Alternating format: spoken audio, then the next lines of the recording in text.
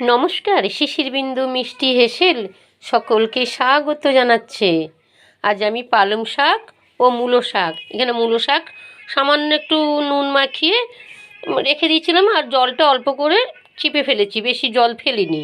এই আছে পালং শাক কেটে ধুয়ে রেখেছি, বেগুন আর টমেটোর। চলুন শুরু করি। বাকি কি দেবো রান্না করতে করতে দেখিয়ে দেবো। বড়ি ভেজে তুলে নেবো, বেগুনটা ওই তেলে নেড়ে তুলে নেবো। সামান্য একটু নুন দিয়েছি, সর্ষে পাউডার আছে, সামান্য একটু গরম জল দিয়ে ভেজাবো। সর্ষে দিয়েছি, শুকনো লঙ্কা দিচ্ছি,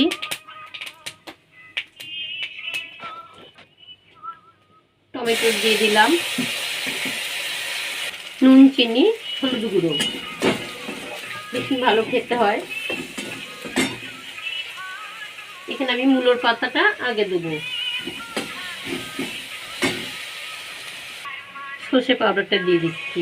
আমার চ্যানেলকে সাবস্ক্রাইব করুন, ভালো লাগলে অবশ্যই একটা লাইক দেবেন, বেল আইকনটা তো অবশ্যই দেবেন, আর কমেন্টে জানাবেন হ্যাঁ কেমন লাগলো। আর যদি বলেন কোথা থেকে দেখছেন আমার ভিডিওটা, তাহলে আমি ভীষণ খুশি হব। ফেসবুক থেকে দেখে থাকলে তারা অবশ্যই ফলো শেয়ার করবেন, কমেন্টে তো অবশ্যই জানাবেন। শাকটা দিয়ে দিচ্ছি। আপনি কর্ম ভালো করুন, ভালো ফল পাবেন। কর্ম খারাপ করবেন আর ভালো ফলের আশা করবেন। আপনি যদি দেশ ছেড়ে বিদেশে যান, কর্মফল আপনার সঙ্গে যাবেন। যেমন কর্ম তেমন ফল পাবেই।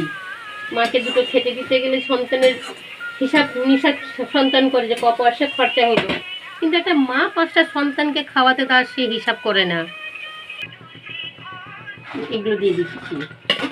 মা কখনো সন্তানের বিচার করবে না যে আমি 5টা সন্তানকে খাওয়াবো কি করে। মা ঠিক খাইয়ে যাবে, কিন্তু সেই সন্তানরা মায়ের পেটে একদম ভাত জোগাড় দিতে তারা হিসাব করবে যে কতগুলো পয়সা খরচা হলো।